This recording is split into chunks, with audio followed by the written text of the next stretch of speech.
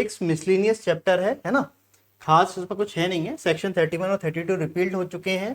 Section 33 है जो बताता है एडमिशन इन क्रिमिनल केसेस उन डॉक्यूमेंट्स का जिनके लिए प्रॉपर कोर्ट फीस जो है वो पे नहीं की गई है। कि क्रिमिनल कोई केस है ना, क्रिमिनल केस है, उसमें कोई डॉक्यूमेंट जमा होना है जिस पर प्रॉपर कोर्ट फीस जो है पे एक कोई डॉक्यूमेंट है वो जमा होना है जिस पर प्रॉपर कोर्ट फीस नहीं पे की गई है, और अगर उस डॉक्यूमेंट को एडमिट नहीं किया जाएगा तो क्या हो जाएगा, फेलर ऑफ जस्टिस हो जाएगा। ठीक है, तो अगर प्रिसाइडिंग ऑफिस जज को, प्रिसाइडिंग ऑफिसर, प्रिसाइडिंग जज मतलब जो भी जज है उस कोर्ट का, उसको अगर ऐसा लगता है कि जो अगर प्रॉपर कोर्ट फीस उस डॉक्यूमेंट को पे करने के चक्कर में क्रिमिनल केस में तो फेलर ऑफ जस्टिस हो जाएगा, तो उस केस में बिना प्रॉपर कोर्ट फीस पे किए हुए भी वो डॉक्यूमेंट को एडमिट कर लेगा। फिर उस केस में जो सेक्शन 4 है ना, वो सेक्शन 6 है इस कोर्ट फीस एक्ट का, वो अप्लाई नहीं होगा। सेक्शन 4 क्या कहता है, सेक्शन 4 ये कहता है कि जब भी कोई डॉक्यूमेंट आप हाई कोर्ट में जमा करेंगे उसके appellate, extra territorial, reference, revision jurisdiction में, तो बिना प्रॉपर कोर्ट फीस पे किए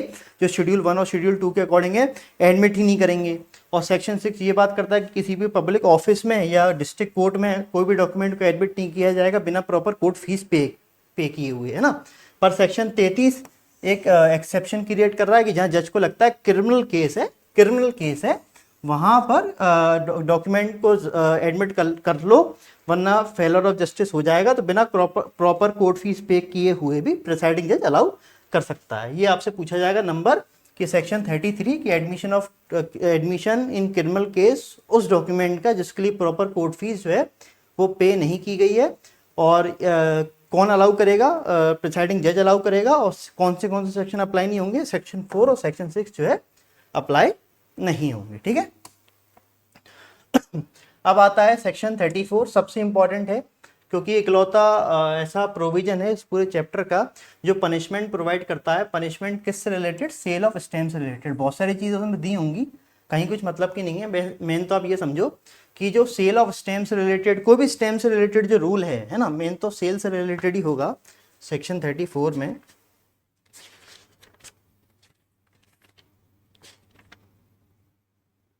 हाँ, तो कोई भी सेल से रिलेटेड रूल है ना, जो रेगुलेट करता है सेल को या किसके द्वारा बेचा जाएगा। बेसिकली सेल से रिलेटेड कोई भी रूल कि किसके द्वारा बेचा जाएगा, कब बेचा जाएगा, कोई भी रूल जो है वो अप्रोप्रिएट गवर्नमेंट बनाएगी, है ना। कल मैंने आपको बताया था ये जो अप्रोप्रिएट गवर्नमेंट वाला टर्म है ये बहुत इंपॉर्टेंट है। इसकी अलग से डेफिनेशन भी दी गई है सेक्शन 1A में। हर जगह अप्रोप्रिएट गवर्नमेंट ही है। कोर्ट फीस एक्ट में एक जगह बस हाई कोर्ट है रूल बना रहा है सेक्शन प्रोसेस फीस में, जो कि सेक्शन 21 में दिया है, सेक्शन 20 में दिया है। ठीक है, सेक्शन 20 में जो कॉस्ट ऑफ प्रोसेस है, प्रोसेस फीस है, उससे रिलेटेड रूल हाई कोर्ट बना रहा है। बाकी पूरे कोर्ट फीस एक्ट में जो रूल बना रहा है वो अप्रोप्रिएट गवर्नमेंट बना रहा है। स्टेट गवर्नमेंट मत लगा लेना, ये सबसे ज़्यादा पूछा जाता है। ठीक है, तो कोई भी सेल से रिलेटेड रूल है वो अप्रोप्रिएट गवर्नमेंट बनाएगी, और उन रूल का वायलेशन होगा, कोई भी सेल उन स्टैम्प्स को सेल करेगा वायलेशन में, उन रूल के वायलेशन में, तो उसको 6 महीने तक की जेल हो सकती है या उस पर फाइन लग सकता है अप टू 500 रुपीज़ या दोनों। ठीक है, तो ये आपको पनिशमेंट याद होनी चाहिए कि sale stamp in violation of this rule, तो कितने महीने की सजा है, 6 महीने की सजा है। फाइन कितने रुपीज़ का है, 500 रुपीज़ का फाइन है, या बोथ। ठीक है, और रूल कौन बनाएगा, सेल से रिलेटेड अप्रोप्रिएट गवर्नमेंट बनाएगी। कहां पर ये सेक्शन दिया है, ये सेक्शन दिया है सेक्शन 34 में। ठीक है, सेक्शन 34 में दिया है। अब आते हैं सेक्शन 35 में कि कहीं कोई फीस रिड्यूस करनी है ना, कहीं कोई फीस जो है वो रिड्यूस करनी है, कम करनी है, माफ़ करनी है, तो इस फीस को कौन रिड्यूस रेमिट करेगा, अप्रोप्रिएट गवर्नमेंट करेगी। बस इतना आपको पता होना चाहिए। कहीं पूछे कि कोर्ट फीस एक्ट में कहीं फीस को रिड्यूस करना है या रेमिट करना है तो कौन सी अथॉरिटी करेगी, अप्रोप्रिएट गवर्नमेंट करेगी। नंबर कोई इंपॉर्टेंट नहीं है, मेन अप्रोप्रिएट गवर्नमेंट इंपॉर्टेंट ज़्यादा है। ठीक है, अब आते हैं सेविंग ऑफ फीस। ठीक है, यह क्या बताता है, ये बताता है कि चैप्टर 2 और चैप्टर 5, चैप्टर 2 क्या है, चैप्टर 2 बात करता है फीस इन हाई कोर्ट्स की, और चैप्टर 5 बात करता है मोड ऑफ लेविंग फीस की, कि फीस को किस तरीके से कलेक्ट किया जाएगा। फीस को कलेक्ट किया जाएगा थ्रू स्टाम्प और थ्रू ई ट्रांसफर। ठीक है, ये चैप्टर 5 बात करता है, और chapter 2 fees in high court की बात करता है। ठीक है, तो ये जो दोनों चैप्टर हैं, चैप्टर 2 और चैप्टर 5, ये अप्लाई नहीं होंगे कमीशन पे। ठीक है, कमीशन जो किसको दिया जाता है, अकाउंटेंट जनरल को दिया जाता है। एजी मतलब अकाउंटेंट जनरल हाई कोर्ट का एट फोर्ट विलियम्स। अब ये कोई एग्जिस्ट नहीं करता, एग्जाम पर्पज से आप बस रट लो कि चैप्टर 2 और चैप्टर 5 उस कमीशन पर अप्लाई नहीं होगा जो अकाउंटेंट जनरल को दिया जाता है एट फोर्ट विलियम्स, या कोई ऐसी फीस पे अप्लाई नहीं होगा जो किसी हाई कोर्ट के ऑफिसर को दी जाती है उसकी सैलरी के एडिशन में। अब चैप्टर 2 और चैप्टर 5 से मतलब ये है कि चैप्टर 2 बात करता है कि कोई भी डॉक्यूमेंट आप एडमिट नहीं करेंगे जब तक उस पर प्रॉपर कोर्ट फीस जो है वो पे नहीं हो जाती है। चैप्टर 5 बात करता है जो फीस आप लोगे वो स्टाम्प के थ्रू लोगे, वो ई ट्रांसफर के थ्रू लोगे। तो इनको जो कमीशन दिया जा रहा है, इनको जो फीस दी जा रही है वो स्टाम्प के थ्रू नहीं दी जा रही है, वो स्टाम्प के थ्रू नहीं दी जाएगी, ई ट्रांसफर के थ्रू नहीं दी जाएगी, और इनके कमीशन या इनकी फीस ना पे होने की वजह से उस डॉक्यूमेंट के एडमिशन पर कोई फर्क नहीं पड़ेगा। ये एक्स्ट्रा नॉलेज की बात है, इसको मत समझो। मेन तो आप ये समझो कि सेविंग ऑफ फीस कहाँ दे रहा है, सेक्शन 36 में दे रहा है एग्जाम पॉइंट ऑफ व्यू के हिसाब से। चैप्टर 2 और चैप्टर 5 अप्लाई नहीं होंगे। चैप्टर 2 और चैप्टर 5 किस पे अप्लाई नहीं होंगे, उस कमीशन पे जो अकाउंटेंट जनरल को दिया जाता है हाई कोर्ट के एट फोर्ट विलियम्स, और किसी भी ऐसी फीस पे जो हाई कोर्ट के ऑफिसर को दी जाती है in addition to his salary. ठीक है, तो यहां से ये चैप्टर हो जाता है खत्म। किसी को कोई दिक्कत यहां पर?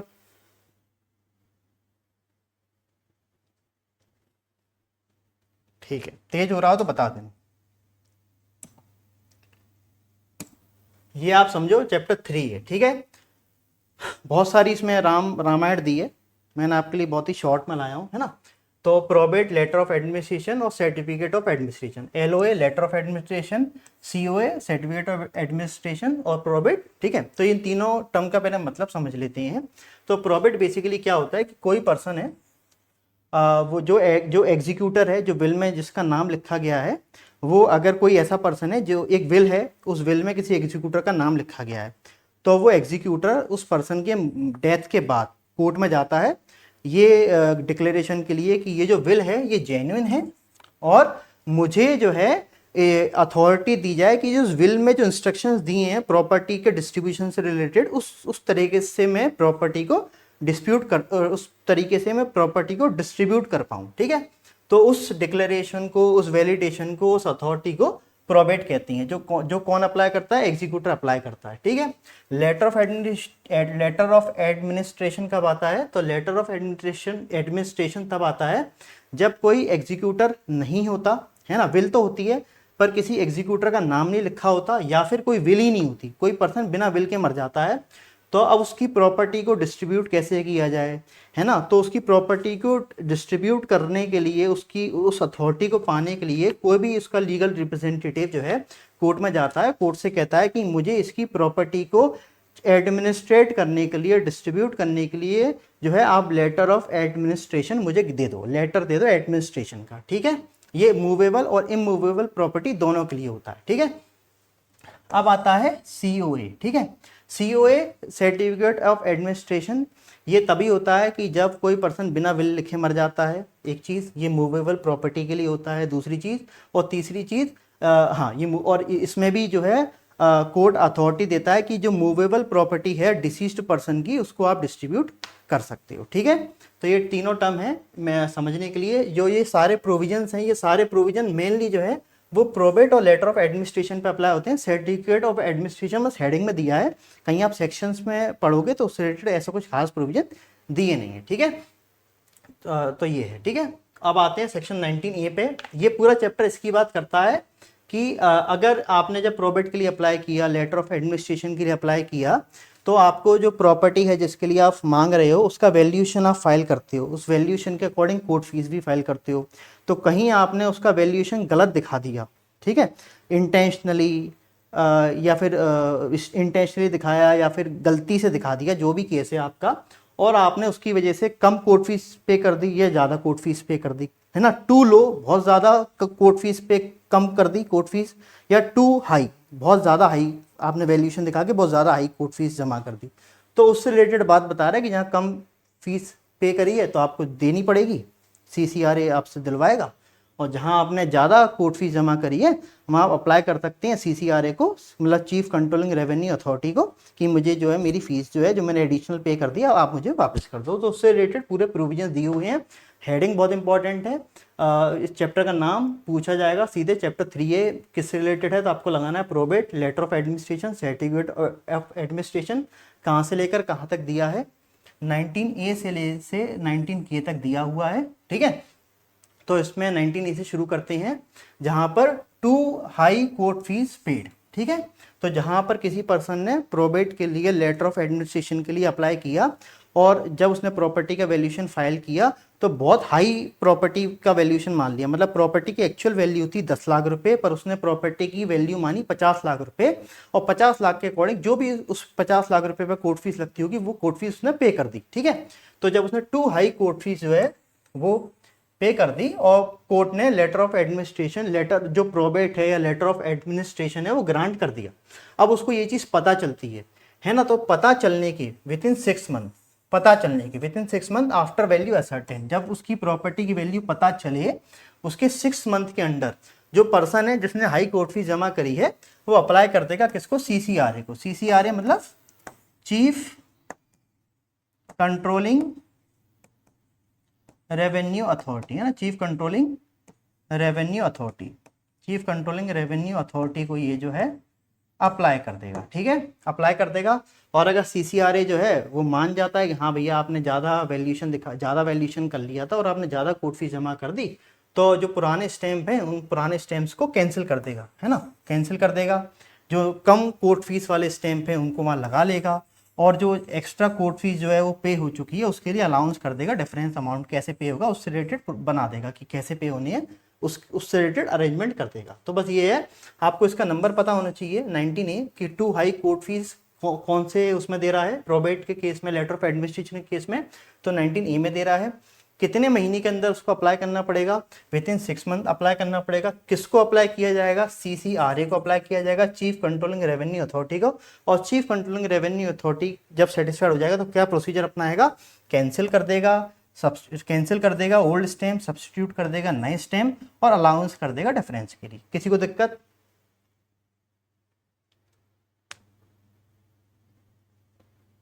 ठीक है, अब आते हैं 19B पे। 19B बात करता है डेट पेड फ्रॉम स्टेट। ठीक है, कि जब लेटर ऑफ एडमिनिस्ट्रेशन ग्रांट हो गया, प्रोबेट ग्रांट हो गई, और जिसको भी ग्रांट हुआ है उस पर्सन जो है डिसीज्ड का कोई डेट था उस स्टेट से पे कर देता है, 10 लाख रुपए की प्रॉपर्टी थी जिससे रिलेटेड प्रोबेट मिला था, लेटर ऑफ एडमिनिस्ट्रेशन मिला था, और 2 लाख रुपए का डेट था, तो 2 लाख रुपए का डेट जो है वो चुक जाता है इस प्रॉपर्टी से। ठीक है, तब इस प्रॉपर्टी की वैल्यूएशन कितनी बची, 8 लाख रुपए बची। ये कब है, जब डेट चुकाया है, जब लेटर ऑफ एडमिनिस्ट्रेशन और प्रोबेट जो है मिल चुका है ना। अब ये जो चीज़ है ये इस CCRA के पास जाते हैं, है ना, CCRA के पास जाते हैं कि भैया हमने जो प्रॉपर्टी है उसमें से 2 लाख रुपए का तो डेट था वो हमने चुका दिया। ठीक है, तो अगर CCRA को ये प्रूफ कर देते हैं, प्रूफ्ड टू CCRA, है ना, CCRA को प्रूफ कर देते हैं कि हमने जो है डेट चुका दिया है, तो CCRA अब प्रॉपर्टी के वैल्यूएशन को 8 लाख रुपए मान के उसके अकॉर्डिंग कोर्ट फीस को मानेगा, और जो 2 लाख रुपए पे एक्स्ट्रा कोर्ट फीस जमा हो चुकी है उसको वापस कर देगा। ठीक है, पर उसको रिटर्न कर देगा। ठीक है, पर ये कब रिटर्न करेगा, जब आप CCRA को ये चीज बता देते हो विद इन 3 ईयर्स। ठीक है, विद इन 3 ईयर्स आप ये जो है CCRA को बता देते हो कि हमने जो है कोर्ट फीस जो है वो हमने जो है डेट चुका दिया था 3 ईयर्स, विद इन 3 ईयर्स। हाँ, जैसे ही आपको प्रोबेट जो है कोर्ट से मिलता है, तो उसके 3 years, with in 3 years after date of probate, है ना, जैसे ही आपको जो है आपको कोर्ट से प्रोबेट का ऑर्डर मिलता है उसके 3 ईयर्स के अंदर आपको बताना है CCRA को कि हमने जो है डेट चुका दिया है, तो आप जो 8 लाख रुपए पे कोर्ट फीस लो, 2 लाख रुपए पे हमने जो एक्स्ट्रा पे कर दिया वो आप हमको वापस कर दो। तो बस यही है कि 19B आपको नंबर याद रखना है, डेट पेड फ्रॉम स्टेट कहाँ दिया, 19B में दिया है। किसको प्रूफ करना पड़ेगा, CCRA को प्रूफ करना पड़ेगा, है ना, और CCRA कब रिटर्न करेगा, अगर क्लेम किया गया है विद इन 3 ईयर्स, बस।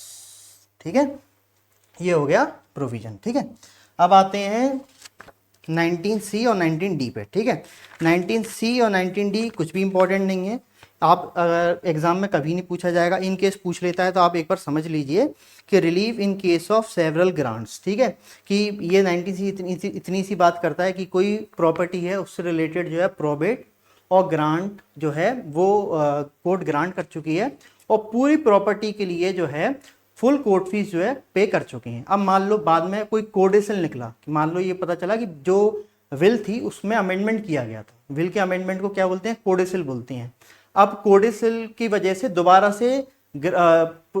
से कोर्ट से वो लेना पड़ रहा है, प्रोबेट लेना पड़ रहा है, लेटर ऑफ एडमिनिस्ट्रेशन, दोबारा से प्रोबेट लेना पड़ रहा है, दोबारा से कोर्ट से आपको ग्रांट लेना पड़ रहा है प्रोबेट का उसी सेम प्रॉपर्टी के लिए। तो ऑलरेडी आप जब ऑलरेडी आप कोर्ट फीस पे कर चुके हो तो आपको दोबारा कोर्ट फीस पे करने की जरूरत नहीं है, ठीक है। तो वही कह रहा है relief in case of several grants मतलब ग्रांट ऑफ प्रोबेट वगैरह की बात कर रहा है। तो अगर आपने एक बार आपको प्रोबेट जो है प्रॉपर्टी के लिए मिल गया जिसके लिए आपने फुल कोर्ट फीस जो है पे कर दी है, तो आपको दोबारा से अगर आपको दोबारा से कोई प्रोबेट के लिए आप जाते उसी प्रॉपर्टी से संबंधित, तो आपको कोई भी नई कोर्ट फीस पे करने की जरूरत नहीं है, नहीं पूछेगा कभी भी, बस एक बार मैंने बता दिया, ठीक है। 19D आ जाते हैं कि probate declare valid as to trust property do not covered by court fees, कि अगर कोई आप प्रोबेट लाते हो है ना, और उस प्रोबेट में जो डिसीज्ड पर्सन है वो किसी प्रॉपर्टी का ट्रस्टी था, ठीक है, तो अगर आप डिसीज पर्सन की प्रॉपर्टी का प्रोबेट ले आते हो, ठीक है, और तो उस प्रोबेट के बेसिस पे आप उस डिसीज पर्सन जिस प्रॉपर्टी का ट्रस्टी था है ना, जिस प्रॉपर्टी का ट्रस्टी था उस प्रॉपर्टी को भी एक्वायर कर सकते हो। बस ये कह रहा है कि उस प्रॉपर्टी को भी एक्वायर कर सकते हो, भले ही आपने जो ट्रस्ट वाली प्रॉपर्टी थी जिसका वो ट्रस्टी था उसके लिए आपने कोर्ट फीस जो है जमा नहीं करी हो, ठीक है। तो probate declare valid as to trust property do not cover by court fee, ये दोनों ही प्रोविजन नहीं पूछेगा, बस एक बार पढ़ लेना। In case rare of the rare exception आ जाए तो लगा देना प्रोबेट क्या वैलिड होगी एज टू ट्रस्ट प्रॉपर्टी जो कवर नहीं है कोर्ट फीस द्वारा, तो लगा देना हाँ वैलिड होगी, बस, ठीक है। और सी में पूछे तो लगा देना कोई डबल कोर्ट फीस जमा करने की जरूरत नहीं है, एक बार कोर्ट फीस अगर फुल पे कर दी गई है तो, ठीक है। अब आते हैं मेन, है ना, ई पे। मेन तो ये ए है, बी है, ई पे आते हैं ना। तो यहां पर ए में हाई कोर्ट फीस जो है पे कर दी गई थी, ई में जो है लो कोर्ट फीस पे कर दी गई है, टू लो कोर्ट फीस, है ना, कि वैल्यूएशन था प्रॉपर्टी का 50 लाख रुपए, ठीक है, वैल्यूएशन था प्रॉपर्टी का 50 लाख रुपए और आपने वैल्यूएशन दिखाया 10 लाख रुपए, ठीक है। अब 10 लाख रुपए पे आपने जो भी कोर्ट फीस बनी वो पे कर दी, तो आप 40 लाख रुपए की कोर्ट फीस तो खा गए ना। तो अब ये चीज जो है जब प्रोबेट आपको ग्रांट हो गया, लेटर ऑफ एडमिनिस्ट्रेशन आपको ग्रांट हो गया, तब सीसीआरए को ये चीज पता चलती है, किसको, सीसीआरए मतलब चीफ कंट्रोलिंग रेवेन्यू अथॉरिटी को ये चीज पता चल जाती है कि आपने जो है लो वैल्यूएशन दिखा के लो कोर्ट फीस जो है जमा करी है। तो वो क्या करेगा, वो आपसे कहेगा कि आप जो है प्रॉपर कोर्ट फीस जमा करो और पेनल्टी पे लगाएगा। पेनल्टी जो है डिफर करती है अलग अलग तरीके से, कैसे डिफर करती है कि पेनल्टी कैसे डिफर करती है, with in 1 year or produce with in from, हाँ, कि अगर ये जो सीसीआरए है, ठीक है, जब आपको ये जो पता चलता है सीसीआरए को कि आपने कम कोर्ट फीस जो है वो जमा करी है, कम कोर्ट फीस जमा करी है, ये जब से लेटर ऑफ ग्रांट मिला है उसके विथ इन 1 ईयर पता चल जाती है, विथ इन 1 ईयर, ठीक है। तो आपको कहेगा कि एक तो आप प्रॉपर कोर्ट फीस जमा करो और उस प्रॉपर कोर्ट फीस का फर्दर पेनल्टी लगाएगा, उस प्रॉपर कोर्ट फीस पे 5 गुना फाइन और लगाएगा, ठीक है। तो कोर्ट फीस, मान लो कोर्ट फीस देनी है 2 लाख रुपए, है ना, और अब इसका 5 गुना पेनल्टी तक, है ना, अप टू 5 टाइम्स लिखा है,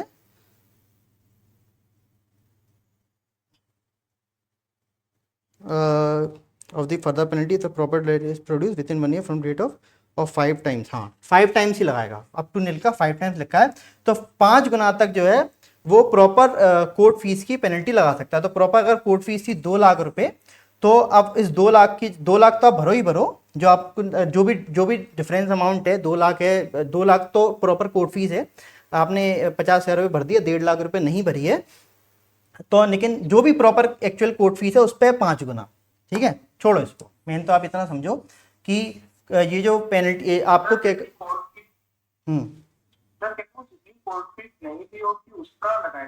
नहीं प्रॉपर कोर्ट फीस का 5 गुना लगाएगा, इसमें लिखा भी है, पढ़ो कि क्या बोलते हैं, प्रॉपर की 20 times such proper court fees without any deduction of the court fees originally paid on such probate और लेटर। ठीक है ना। तो ये आप तो इतना एक साल के भीतर, हाँ इसमें एक साल और एक साल से ज्यादा का है क्या कुछ सर? हाँ हाँ, ये है ना beyond 1 year, with in 1 year, ये दिया है, आप आगे बताऊंगा ना मैं आपको। ठीक है, तो अगर जब से लेटर मिला है उसके 1 ईयर के अंदर पता लगा लेता है तो 5 तो प्रॉपर जो कोर्ट फीस है वो, और उस प्रॉपर कोर्ट फीस का 5 गुना पेनल्टी के तौर पे। ये कब विद इन 1 ईयर पता चल जाता है, और बियॉन्ड 1 ईयर पता चलता है, 1 साल से ऊपर हो जाता है ना, 1 साल से ऊपर हो जाता है, 1 साल से ऊपर हो जाता है तो जो पेनल्टी का अमाउंट है वो 20 गुना हो जाएगा। ठीक है, तो विथ इन 1 ईयर पता चलता है तो पेनल्टी का अमाउंट 5 गुना है, अगर बियॉन्ड 1 ईयर पता चलता है तो पेनल्टी का अमाउंट 20 गुना है। ठीक है, क्लियर यहां तक? ठीक है, और मान लो हर केस में जरूर तो है नहीं फ्रॉड हुआ हो, गलती से भी भैया हो सकता है लो वैल्यूएशन दिखा दिया हो, तो अगर गलती से दिखाया है, मिस्टेक विदाउट फ्रॉड, तो और विद इन 6 मंथ, जब है ना विद इन 6 मंथ जब से जो ग्रांट है। सौरभ तुम लेट क्या हुए, कल भी तुम नहीं आए थे। इंटरनेट का इशू चल रहा है मेरे पास। मोबाइल का भी वाईफाई का इशू कि मोबाइल? मोबाइल है लेकिन मैं जहाँ पे इस समय गांव में आया हूँ, शहर में कोई दिक्कत नहीं था। अच्छा चलो कोई बात। ठीक है, तो अगर मिस्टेक है विदाउट फ्रॉड है ना, और उसके विद इन 6 मंथ, जब ग्रांट से विद इन 6 मंथ जो है वो खुद आ जाता है, विद इन 6 मंथ हुआ, 6 महीने हुआ है, तो फिर जो है जो सीसीआर है वो पेनल्टी नहीं लगाएगा, वो कह देगा आप तो बस प्रॉपर जो कोर्ट फीस है वो जमा कर दो। ठीक है, ये बस इतनी सी बात करता है, मिस्टेक विदाउट फ्रॉड, तो विद इन 6 मंथ जो है पता चल जाती है तो वो रेमिट कर सकता है पेनल्टी। ठीक है, तो अगर विथ इन 1 ईयर है तो 5 गुना, बियॉन्ड 1 ईयर है तो 20 गुना, और विथ इन 6 मंथ है जिसमें मिस्टेक है और कोई फ्रॉड नहीं है तो रेमिट कर सकता है पेनल्टी, डिस्क्रिशन पे सीसीआरए के। ठीक है, तो आपको इसमें नंबर याद रखना है, 19E में दे रहा है, अथॉरिटी याद रखना है chief controlling revenue authority, further penalty लगाएगा विथ इन 1 ईयर 5 गुना, बियॉन्ड 1 ईयर 20 गुना, और मिस्टेक है विदाउट फ्रॉड है और विथ इन 6 मंथ है तो रेमिट कर सकता है पेनल्टी। इतनी सी बात करता है। ठीक है, अब आते हैं 19G पे, एफ में पढ़ाऊंगा है ना।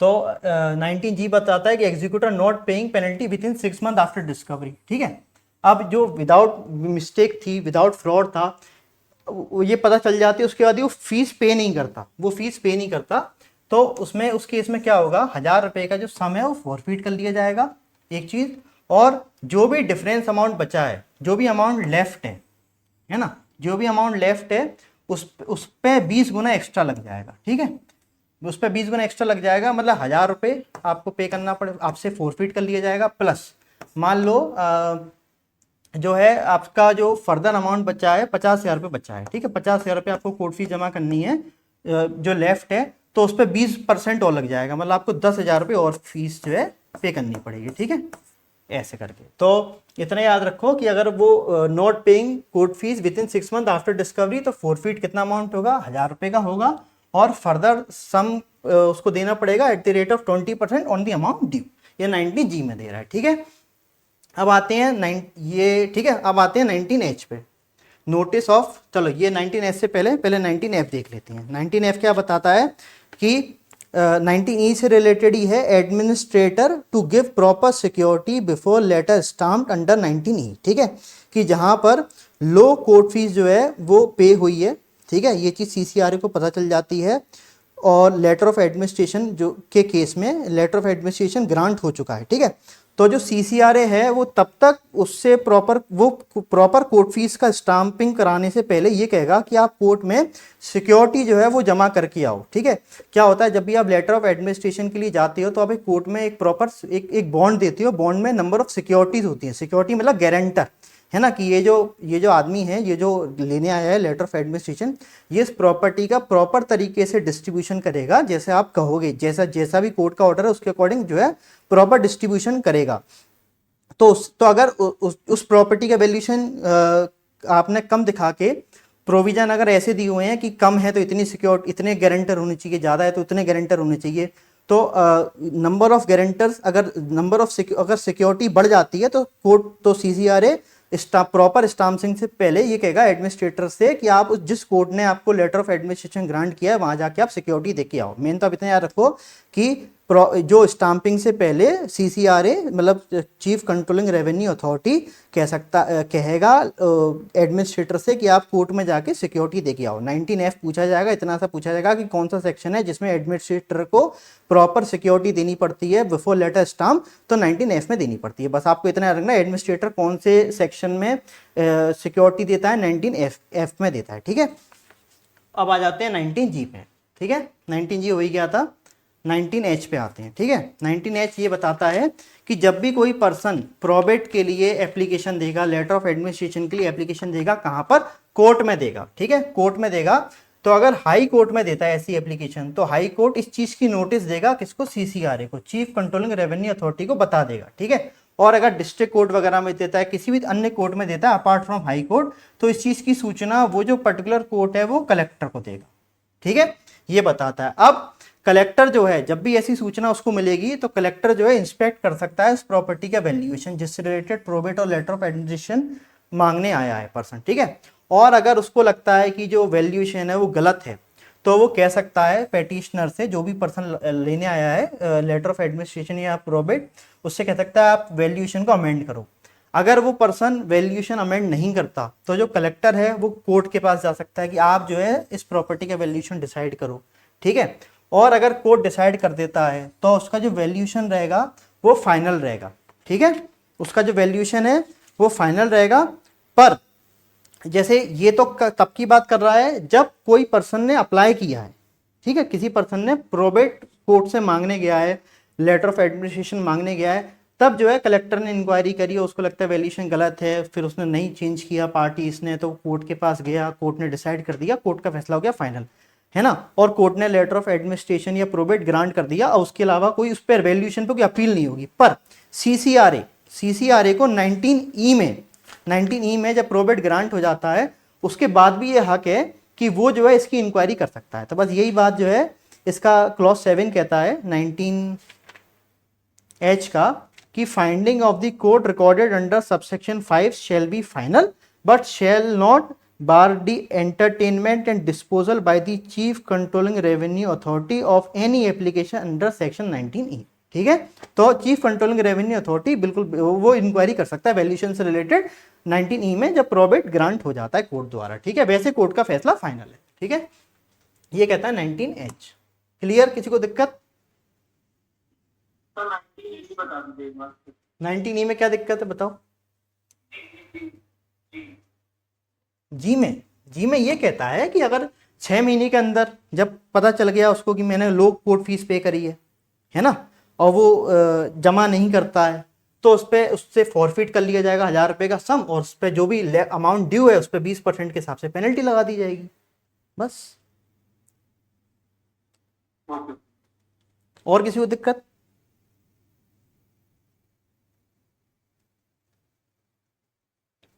आगे बढ़े? नहीं समझ में आ रहा तो बोल देना भाई, है ना, ठीक है। बाकी इसमें जो इतना सब दिया है उसके चक्कर में मत पढ़ो, मेन यही है ना, जो एग्जाम में जो पूछा जाएगा वो यही है, हर एक शब्द का मत पढ़ो उस चक्कर में, है ना, ठीक है। अब आते हैं रिकवरी की। कोई भी अमाउंट 19E में लो कोर्ट फीस पता चल गई, 19G में वही 6 मंथ के अंदर वो पे नहीं कर रहा है ना। और 19H में क्या है, 19H, हाँ 19H में जब कोर्ट ने फैसला दे दिया कि हाँ आपने जो है लो कोर्ट फीस जो है जमा करी है, लो कोर्ट फीस जमा की, कोर्ट ने अगर ऐसा फैसला दिया है तो उसकी कोर्ट फीस की रिकवरी कैसे होगी, as an arrear of land revenue, हमेशा हर जगह किसके द्वारा होगी, कलेक्टर द्वारा होगी, ठीक है। तो कोई भी रिकवरी, मैंने तो इतना याद रखो कि कोई भी रिकवरी कैसे होगी इस प्रोबेट के केस में, लेटर ऑफ एडमिनिस्ट्रेशन के केस में कैसे होगी, as an arrear of land revenue होगी, किसके द्वारा होगी, कलेक्टर द्वारा होगी, ठीक है। और किसके पास हक है, ये जो फीस जो कम फीस है इसको माफ करने की अथॉरिटी किसके पास है, CCRA के पास है, चीफ कंट्रोलिंग रेवेन्यू अथॉरिटी जो है इसको माफ कर सकता है, ठीक है। बस आप इतना याद रखो, recovery as an arrear of land revenue by collector, और किसके बाद अथॉरिटी है फीस को माफ करने की, तो CCRA के बाद अथॉरिटी है, ठीक है। अब आते हैं 19I। 19I बेसिकली ये सेक्शन 4 और सेक्शन 6 जैसा ही है, जो बताता है no order of grant of probate और लेटर ऑफ एडमिनिस्ट्रेशन। ठीक है, इतनी सी बात बताता है, जब तक कोर्ट सेटिस्फाइड नहीं हो जाए कि आइटम नंबर 11 और फर्स्ट शेड्यूल के अकॉर्डिंग कोर्ट फीस जो है पे नहीं कर दी गई है, कोर्ट फीस पे नहीं कर दी गई है, तब तक कोई ऑर्डर नहीं देगा प्रोबेट का और लेटर ऑफ एडमिनिस्ट्रेशन का। ठीक है, इतनी सी बातें करता है कि कोई ऑर्डर कोर्ट ग्रांट नहीं करेगी जब तक प्रॉपर कोर्ट फीस पे नहीं कर दी गई है। प्रॉपर कोर्ट फीस कहाँ दी है? प्रोबेट की और लेटर ऑफ एडमिनिस्ट्रेशन की। तो आइटम नंबर 11 शेड्यूल नंबर 1, मैंने आप शेड्यूल नंबर 1 याद रख लो तो वो भी बहुत इनफ है। ठीक है, अब आते हैं 19K पे।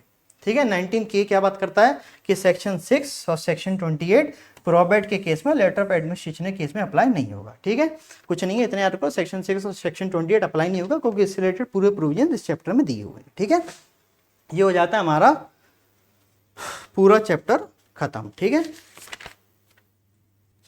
मेन इसमें जो आपको नंबर याद रखना है वो आप याद रखो 19A, जहाँ पर 2 हाई कोर्ट फीस जो है पे कर दी गई है। 19E याद रखो, है ना, 19A और 19E सबसे मोस्ट इंपॉर्टेंट है, आपको सबसे ज़्यादा याद रखने वाली बात है। 19H याद रखो कि नोटिस किसको दिया जा रहा है, नंबर याद रखो, और कौन इस फीस को रेमिट कर सकता है, chief controlling revenue authority remit कर सकता है।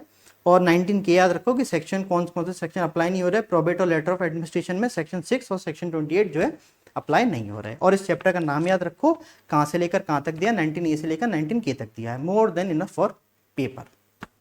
किसी को डाउट?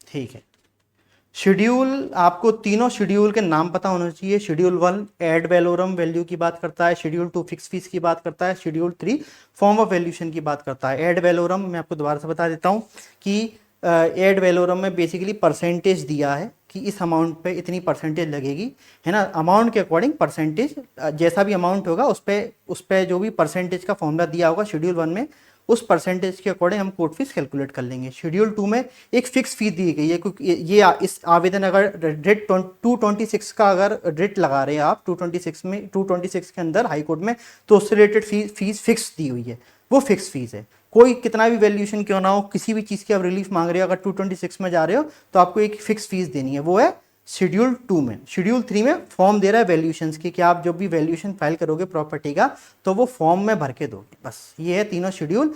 और इससे रिलेटेड बहुत ज़्यादा अंदर दिया है, आप अपना आज तक पूछा है, पूछने के भी कोई चांसेस नहीं है।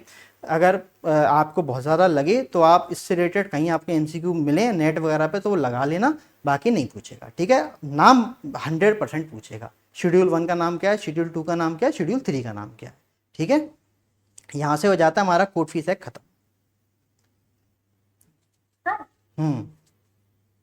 अगर आई में कोर्ट सेटिस्फाई जब तक नहीं हो जाएगा कि प्रॉपर फीस करी है नहीं करी है, तो 2 हाई और 2 लो कैसे हो जाएगा? ये तो अलग प्रोविजन है, वो तो जो 2 हाई और 2 लो वाला तो तब है जब ऑलरेडी ग्रांट हो चुका है ना। 19I तो तब बता रहा है जब कोर्ट को पता है, जब कोर्ट को इनिशियली पता चल गया, ग्रांट करने से पहले ही पता चल गया कोर्ट को ऑर्डर। ग्रांट तो ग्रांट नहीं किया ना 19I में, वही तो मना कर रहा है, ग्रांट नहीं करेगा। नहीं समझ में आया? जब उसको पहले ही पता चल गया कि ये 19A और 19E में ऑलरेडी कोर्ट ग्रांट कर चुका है ना, और कोर्ट को इनिशियली गलत फहमी थी कि ऑलरेडी प्रॉपर कोर्ट फीस जमा हो चुकी है। ठीक है, वो वैसा प्रोविजन है जहाँ कोर्ट, जैसे एक सेक्शन 28 आपने पढ़ा होगा 28A, कि जहाँ गलती से कोई डॉक्यूमेंट रिसीव हो गया ये मानते हुए कि इस पर प्रॉपर कोर्ट फीस पे हो चुकी है, फिर बाद में पता चलता है कि इस पर प्रॉपर कोर्ट फीस जमा नहीं हुई है, तो फिर उससे रिलेटेड प्रोविजन दिए। ऐसे ही 19A और 19E तब की बात करता है कि जहाँ पर ऑलरेडी कोर्ट ने ग्रांट कर चुका है लेटर ऑफ एडमिनिस्ट्रेशन और प्रोबेट, और इनिशियली कोर्ट को ऐसा लगा था कि जो है ऑलरेडी प्रॉपर जो वैल्यूएशन है वो प्रॉपर है। ठीक है, और वैल्यूएशन से रिलेटेड इंक्वायरी कहीं भी जो है वो नहीं कर रहा, कौन नहीं कर रहा, कोर्ट नहीं कर रहा है। आपने देखा होगा वैल्यूएशन से रिलेटेड इंक्वायरी कलेक्टर कर रहा है, और कलेक्टर कर रहा है कहाँ पर कर रहा है, जब कोर्ट, जब तभी तो नोटिस दिया जा रहा है 19I में कि अगर हाई कोर्ट में अगर आप लगाते हो तो CCRA को बता दिया जाएगा, तो CCRA अपने हिसाब से इंक्वायरी कर लेगा। या सीसीआरए किसको दे देगा, सीसीआरए कलेक्टर को बता देगा, सीसीआरए खुद नहीं करेगा, सीसीआरए में सबऑर्डिनेट को बता देगा, सबऑर्डिनेट कौन होता है, सीसीआरए का कलेक्टर होता है। और अगर किसी दूसरे कोर्ट में अगर आप प्रोबेट के लिए जा रहे हो तो वो डायरेक्ट कलेक्टर को दे देगा और कलेक्टर ही दोनों केस में इंक्वायरी करेगा। ठीक है, और कोई दिक्कत?